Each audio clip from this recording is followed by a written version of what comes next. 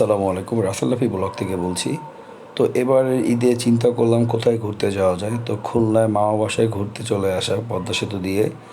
তো পদ্মা সেতুও ঘোরা হলো। তো মামার বাসার সামনেই ছিল খুলনা ভার্সিটি। তো চিন্তা করলাম ঢাকা ভার্সিটি যেহেতু দেখা হয়েছে, তো খুলনা ভার্সিটিও একটু ঘুরে আসি।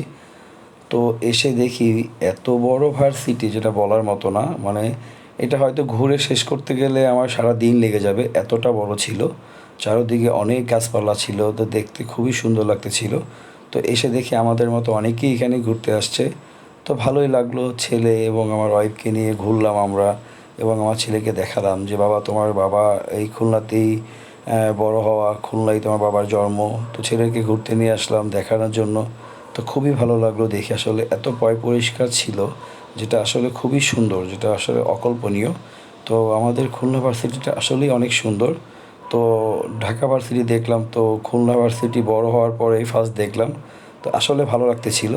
তো পুরোটা যদিও ঘুরে শেষ করতে পারিনি, দেন যতটুকু পেরেছি ততটুকুই সবার সাথে শেয়ার করার